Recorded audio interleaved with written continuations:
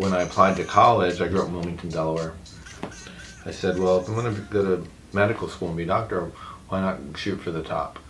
So I applied early admission to Johns Hopkins. This was like the mecca of medicine. I got in. I went there my freshman year and hated it. It was super, super stressful, very competitive, really dark. But good fortune happens. I transferred to Brown University. Great school, much better environment, super positive. And again, still on this path towards medicine. Ended up going to Jefferson Medical College in Philadelphia. And always been somewhat of a contrarian, you know, kind of going against the grain a bit.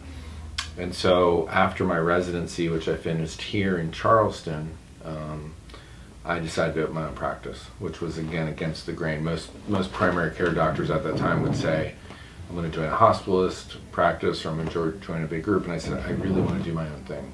Practice. And I got really involved early on with, nutritional IVs.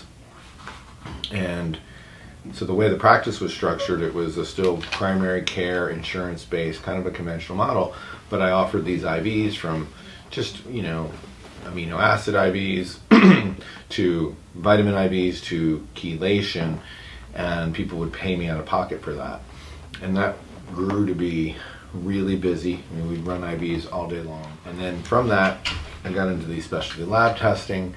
And my eyes were open to this notion that, in medical school we're taught the pharmaceutical model. Patient comes in, has a complaint or several complaints, and the doctor's literally thinking of what medicines am I going to give you?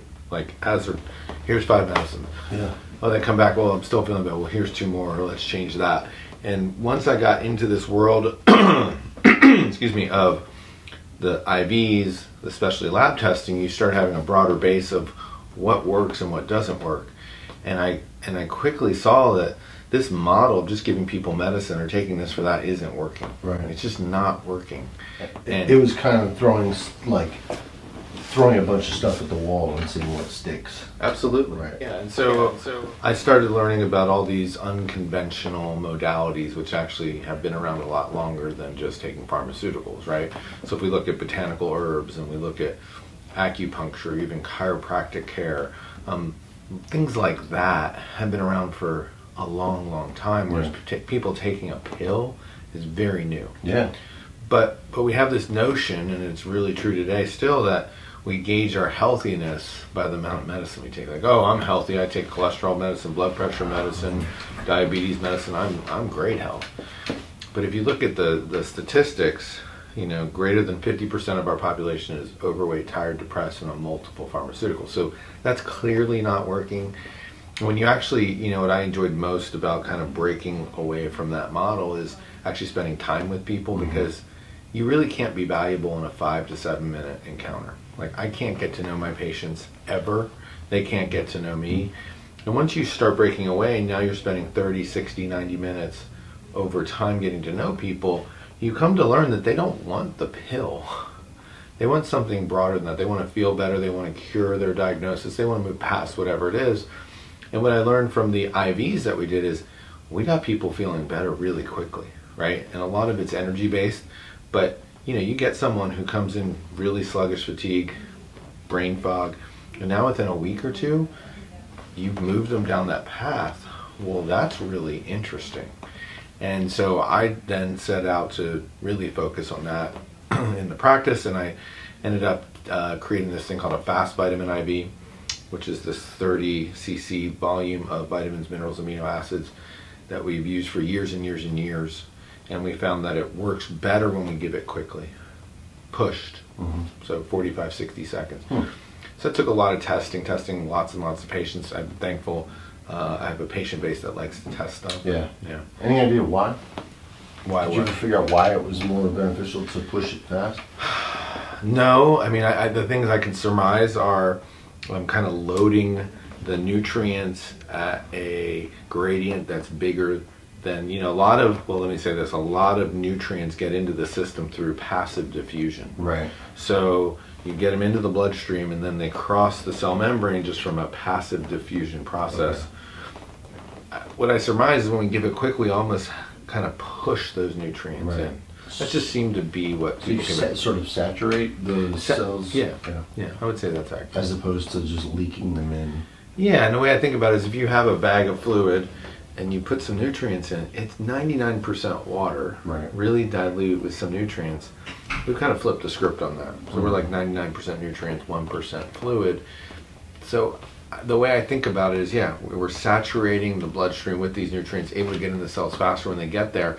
And then because over the years we've done so much nutrient testing on people, we know the vast majority of people are deficient in this stuff. They're deficient in B vitamins, magnesium, amino acids.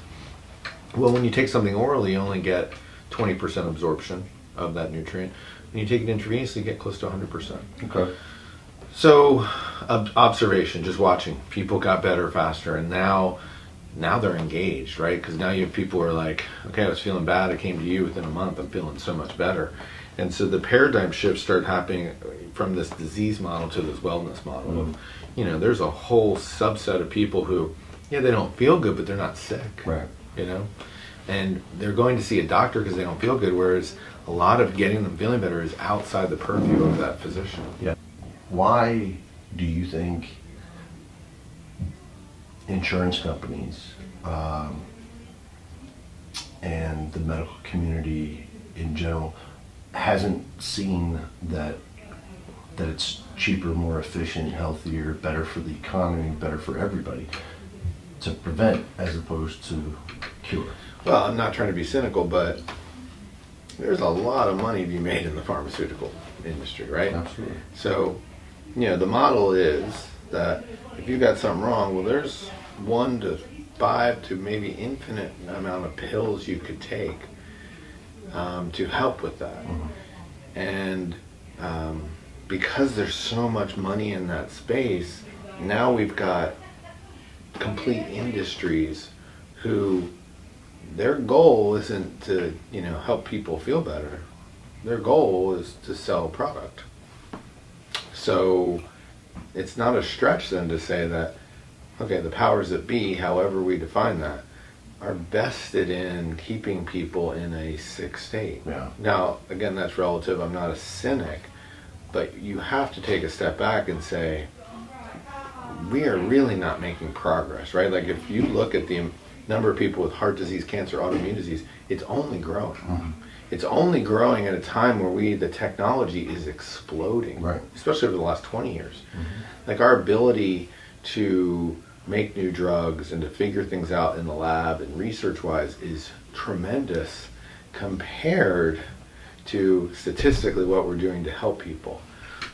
So part of it's that. Part of it's this notion, I think, that people, for whatever, for better or for worse, they don't take responsibility for their health, right? There's not this sense of, I don't feel good, so I'm going to do everything I can. It's, I don't feel good, so I'm going to go to the doctor. Oh, and the doctor then gets you started on a path, well, you need these 3 medicines.